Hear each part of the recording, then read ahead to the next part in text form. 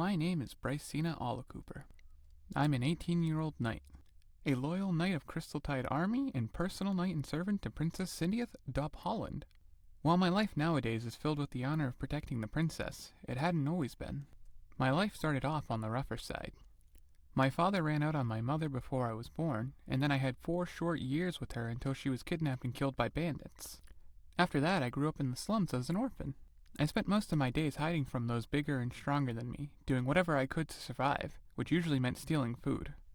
As I got older, though, I began to steal things from carriages that rode by. One day when I was 12, I chose the wrong carriage to try and steal from. My normal plan of distracting the driver with a roadblock I created and sneaking around the back to steal from the carriage's luggage quickly went awry. From how fancy and decorative the carriage was, I should have known better than try to mess with it, but at the time, I was desperate and needed the money, and I'd get it from selling the stolen goods. I figured it was worth the risk, and if anything happened, I could just escape using my small size. However, that wasn't an option this time, as of all the carriages in the kingdom that I could have targeted, I somehow managed to trap the one with the young Princess Cyndieth inside, which meant there was a squad of knights following her, all of which were to protect her and her things. So as soon as my hand touched the luggage, I had a sword pressed against my back, and I was surrounded by knights. I was put in cuffs and moments away from being sent to prison, where I'd likely never get out, but then the princess stepped out. She was wearing the prettiest yellow dress, and she was as beautiful as they come. Once she was outside, she asked the captain of the knights what the holdup was. He explained that I was a dirty thief that was trying to steal from her. She looked at me and smiled, then walked right up to me despite the captain advising her otherwise. At the time, I was mad, really mad. I thought because of her status that she was an awful spoiled person who thought she was better than people like me, but I was wrong. I was so horribly wrong. She ran her hands through my dirty hair and asked me when the last time I took a bath was. My face turned red and I looked away from embarrassment. I haven't properly washed myself since losing my mother. The best I do is a bath once a month in a nearby river, which is always super cold. She had a genuine look of concern in her eyes, and she said that it was awful and that it was even worse anyone had to steal to survive. She then promised me that when she was queen, she'd work to fix things, to make the kingdom work for everyone. She then ordered the guards to uncuff me, which they did begrudgingly. Cyndieth then walked me over to her carriage to watch her go through one of her bags. I stood there awkwardly, knowing that if I made one wrong move, I'd be skewered with spears. As I stood there, the princess started chuckling and told me stealing from her wouldn't have done much good, as all she had on her were cute puffy dresses, among many other clothes. She then mentioned her captain keeps everything of value on him during their travels. She then sounded annoyed when she told me he never lets her touch it, so it was quite well guarded. I turned my head towards the captain, and sure enough, he had a large pouch of what I assume is gold. However, he was twice as big as the rest of the knights and had a ton of scars over his face, so he clearly wasn't someone to be messed with, and he knew it, and he smiled at me like he was hoping I'd try something. There was no way I was going to do anything. I may have done some dumb things, but I wasn't that dumb. I chose the smart option and waited for the princess to do whatever it was she was doing while she dug through her bag. Eventually, she pulled out a puffy pink dress. It wasn't as long as the one she was wearing, and only went down to her knees, but it was just as fancy as the one she was wearing, and it was much fancier than anything I'd ever worn. As she held it in front of me, she asked me what I thought of it. It was a bizarre question. Why did she want my opinion? Did my opinion even matter? My only thought was that this was a test. I looked at it, and it was super cute and worthy of a princess, so that's what I told her. She seemed thrilled with my answer and told me she was glad to hear it. She then pushed the dress towards me and told me to keep it. I was even more confused now. She wanted to give me the dress. Why would I wear a dress? I mean, I was wearing a ripped robe that barely covered my body and was filthy and crusty all over, and new clothes would be nice, but a dress? I asked her why she'd give it to me, and her response was as innocent and pure as her. She told me the second she saw my pink hair, she thought I'd look good in it, and they were both the same shade of pink. She also sounded annoyed when she told me she wasn't allowed to wear anything that short anyways, so it would never have gotten worn. She didn't want that, so she found the perfect use for it, giving it to a cute girl she met. I let out an awkward laugh, realizing why she had no problem giving me the dress. Instead of making her sad and telling her the truth, I just told her I couldn't possibly accept such an amazing gift. She didn't take no for an answer, and shoved it into my arms. She then asked her captain to give me a few gold coins. He groaned in disapproval, but did as she asked. She then asked me to stick one of my hands out, which I did. She then placed the gold coins in my hand, then pushed my fingers over them. She then looked me in the eyes and asked me to make her a promise. She wanted me to promise to use these to get myself cleaned up at a bathhouse and then feed myself. Then, instead of going back to committing crimes, she wanted me to look around town to find someone willing to hire me to do honest work. It was crazy, especially for someone so used to stealing to suddenly agree to stop. But I hated stealing. There was also something special about her, and that sparked something in me, so I agreed and told her I'd do just that. I then helped the knights clear the roadblock and waved goodbye to them as they rode off. I then took the dress back to my hideout and hung it up. There's no way I'd actually wear it. Everyone would look at me strangely and call me some sort of prancy girly girl or something. So I just sat there staring at it as I played with the gold coins. Gold coins that I could do a lot with. A single coin could feed me for a month, but I did promise the princess to get myself cleaned.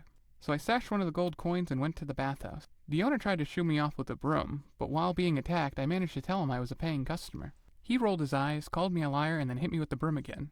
He only stopped when I showed him the gold coin. I then went from a liar to a dirty thief.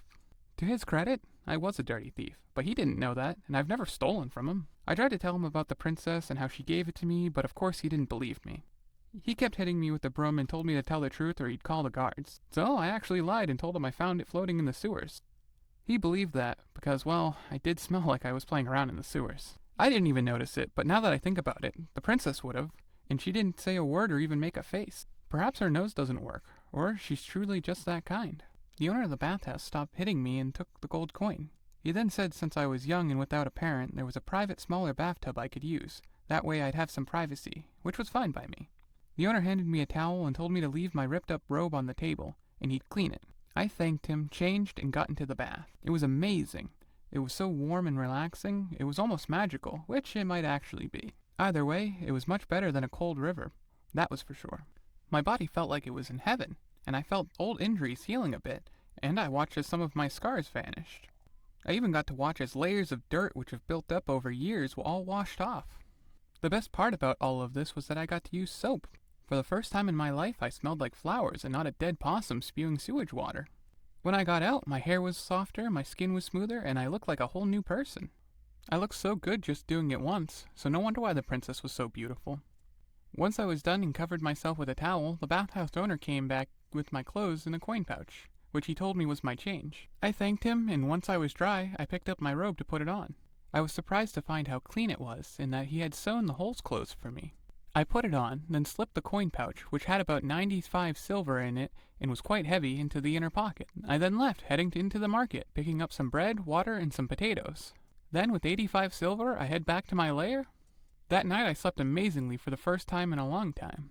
I was clean, had a full belly, and it was all thanks to the kindness of the princess. When I woke up the next morning, I planned to fulfill the rest of my promise, so I started looking for a job, but no one wanted to hire some kid, especially one they knew had been stealing from other shops for years now.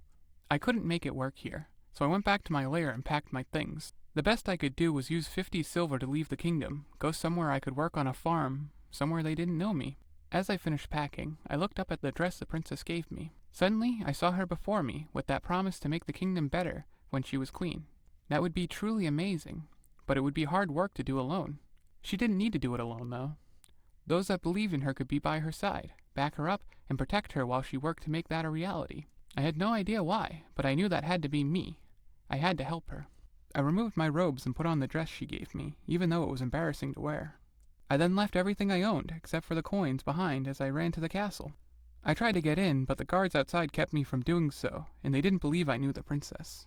I didn't know what to do, so I stood there for hours, refusing to leave. Eventually, word about me spread through the castle, and the captain of the princess's guard came out to speak to me.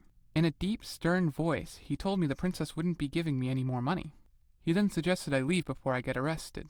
He was very stern and intimidating, but I wasn't afraid of him, and I didn't back down. I removed the coin pouch and tossed it at his feet, letting the gold and silver spill out all around him. I told him I wasn't there for any more money.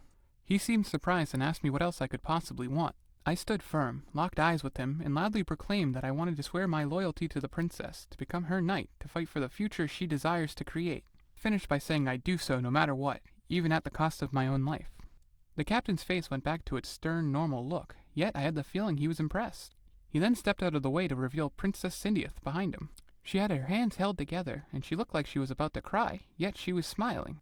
I was suddenly very confused and stood there awkwardly as the princess approached me and as the captain stood beside me. I went to ask what was going on, but the captain told me to get down on one knee, so I did. He then told me to repeat after the princess.